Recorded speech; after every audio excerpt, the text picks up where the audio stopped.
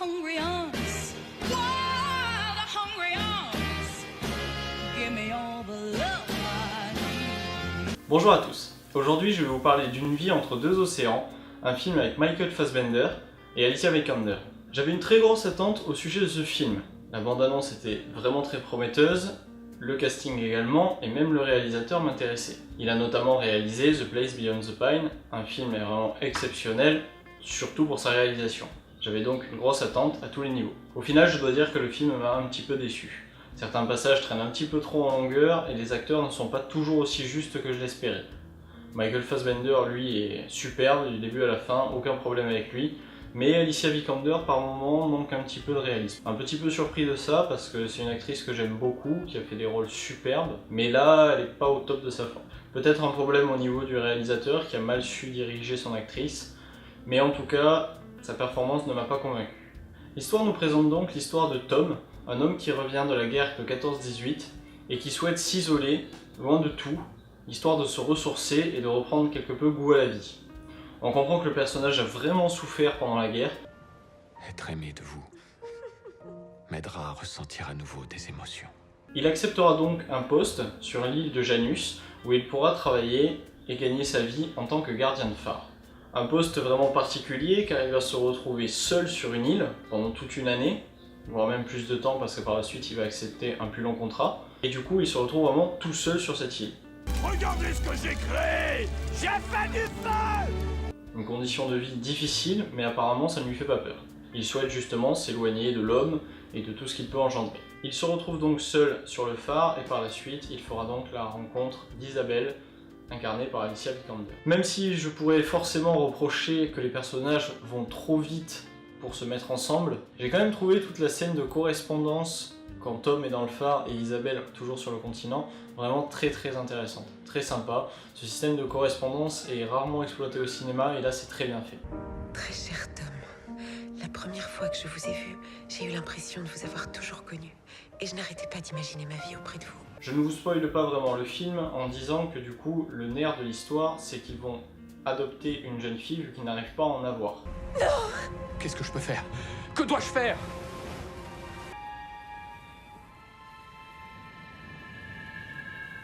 Sauf que cet enfant arrivera par bateau directement sur leur île et qu'ils vont l'adopter sans vraiment en avoir le droit.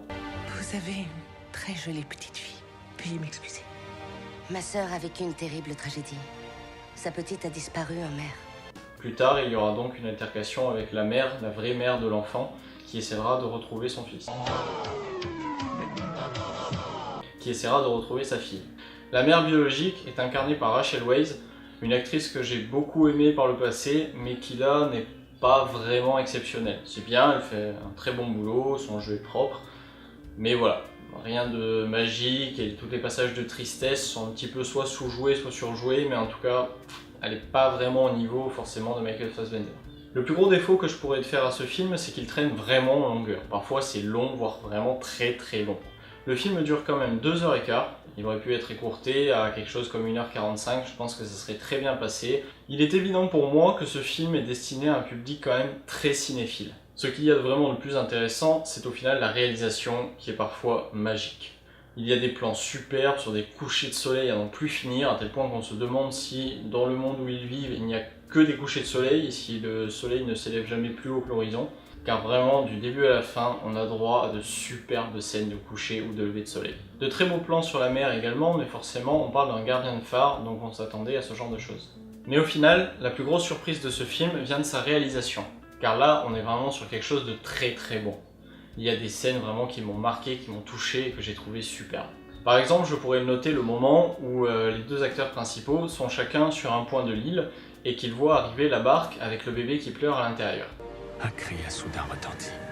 Isabelle! On peut donc suivre Tom courir jusqu'à la plage vers la barque. Là où c'est vraiment très intéressant, c'est qu'on suit également Isabelle. Le plan de caméra sur Michael Fassbender est fixe. On a à peine une petite rotation de la caméra, on voit le personnage courir dans l'eau, il transpire la force, la puissance, le courage. D'un autre côté, on a donc Isabelle qui est complètement dévastée suite à la mort de son enfant. On peut donc la suivre en train de courir, mais là attention, on n'a pas droit à un plan de caméra fixe, on a droit à une caméra épaule, portée donc, qui bouge énormément et qui nous montre bien le désarroi du personnage, sa faiblesse, sa tristesse et en même temps quelque part sa force aussi et son désir de trouver un nouvel enfant. Vraiment un plan superbe et là vraiment c'est la réalisation qui fait tout. Forcément ce tournage a dû être délicat car toutes les scènes quasiment sont tournées à des moments précis de la journée avec des couchers de soleil et des choses comme ça. La scène de la tempête est également très impressionnante. Et forcément, il a fallu attendre une vraie tempête, une vraie grosse tempête impressionnante qui fasse ressentir au spectateur toute la puissance de l'ouragan. Cette scène est également très importante et vraiment très touchante, car les deux personnages sont à deux endroits séparés, l'un d'eux a un problème, sauf que du coup, avec la tempête, impossible de sortir et impossible d'aller le rejoindre. Une scène vraiment très forte. Toute la deuxième partie du film traite donc de la rencontre avec la mère biologique de Lucy, l'enfant qu'ils ont récupéré sur la barque, et de la culpabilité que va ressentir Tom d'avoir pris ce bébé qui n'était pas le sien. C'est une adorable petite fille, mais tu ne peux pas la garder. Elle a besoin de nous. Nous ne faisons rien de mal. Je dirais que c'est à partir de ce moment-là que le film commence à avoir certaines longueurs et que le montage aurait pu être raccourci légèrement. J'ai beaucoup aimé la façon dont a été montré et retranscrit l'époque. On nous parle donc d'une période qui est juste après la guerre de 14-18 et je trouve que les costumes, les décors, etc., ou même la façon dont c'est filmé, nous montre vraiment bien la période. Et je trouve que c'est rare de la voir aussi bien mise en avant. Alors un autre petit détail de réalisation qui m'a vraiment beaucoup marqué, que j'ai trouvé vraiment splendide. Quand le personnage de Tom arrive sur l'île, on découvre donc l'île de Janus, qui est vraiment très austère, très sombre, où il y a seulement le phare pour vivre, rien d'autre. On pourrait croire qu'il va passer des années terribles quand on voit seulement le phare et pas de maison à côté, et que l'île est filmée la plupart du temps de nuit ou sur des zones un petit peu sombres. Et même l'île en elle-même, on ne montre qu'un paysage désertique, moche, et où personne ne voudrait vivre. Et c'est là que c'est intéressant parce que quand Isabelle arrive sur l'île, avec sa joie de vivre et sa fraîcheur, elle découvre une île magnifique, avec une superbe petite maison très coquette, juste à côté du phare où ils peuvent vivre, et ce qui nous montre bien la différence de point de vue des personnages. Au fur et à mesure du film, on a en plus le personnage de Tom, qui verra au travers des yeux de sa femme l'île d'une toute autre manière. De la joie entrera dans sa vie et donc la vision de l'île qu'il aura va au fur et à mesure évoluer. Bravo à la réalisation pour ça. Janus, mon île. Isabelle, mon amour. Au niveau de la musique, je dirais que j'ai été quelque peu déçu. Alors j'ai beaucoup apprécié le fait qu'il y ait un piano dans le phare, et donc que le personnage d'Isabelle en joue elle-même, ce qui nous englobe bien la musique, ce qui nous fait qu'elle appartient vraiment à l'histoire et non pas juste parce que nous on entend, ce qui pose vraiment un beau contexte sur les événements. Le problème, c'est que du coup, à part les quelques partitions de piano jouées par Alicia, la plupart du temps c'est quand même un peu creux, un peu plat et j'ai pas trouvé ça très prenant. Il y a un petit détail aussi qui me gêne au niveau de la bande son, c'est que du coup il y a une platine vinyle dans le phare, mais à aucun moment il ne l'utilise. C'est tellement bien dans les films quand le héros prend le temps de nettoyer un vinyle, le placer et mettre de la musique. C'est génial parce qu'il nous met la musique qu'il aime, donc on sait ce que le personnage aime, ça peut vachement nous donner d'informations sur le personnage. Et au final là on ne le fait pas, alors qu'en plus on nous montre qu'il y a une platine vinyle car on la voit dans pas mal de plans.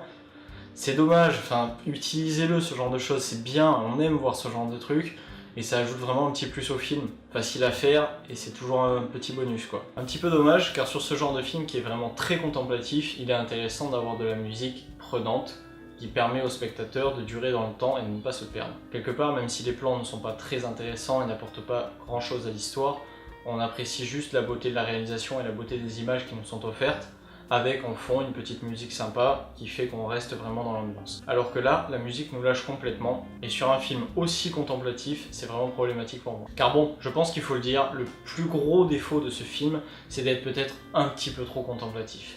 On a presque trop l'impression que le réalisateur est en train de filmer juste pour nous montrer, regardez ce plan comme il est beau, je suis capable de faire ça, c'est magnifique, donc je vais pas le jeter, j'ai réussi à faire ce plan, il est parfait, je le mets dans le film. Alors oui, c'est vrai que les plans sont parfaits, c'est vrai que c'est magnifique, et je comprends qu'on n'ait pas envie de jeter des plans comme ça. Sauf qu'au final, on se retrouve avec des dizaines et des dizaines de scènes qui ne servent strictement à rien, mais où on est juste là pour regarder la beauté du paysage, la beauté du plan et les capacités du réalisateur. Ce qui fait donc que ce film est clairement destiné à un public cinéphile. Même au niveau des cadrages sur les personnages, on reste parfois très longtemps sur un même personnage juste à le regarder contempler l'horizon. Alors les acteurs jouent bien, Michael Fassbender quand il regarde l'horizon est quand même très prenant, c'est magnifique de le voir, mais ça traîne quand même un petit peu quoi. et un public non cinéphile, non averti par ce genre de réalisation, risque de lâcher un petit peu le film. C'est dommage surtout car la bande-annonce ne laissait pas vraiment ressentir ça. Du coup je pense que pas mal de gens sont allés voir ce film en se disant qu'ils allaient voir une comédie dramatique romantique, alors qu'au final, ils se retrouvent face à un film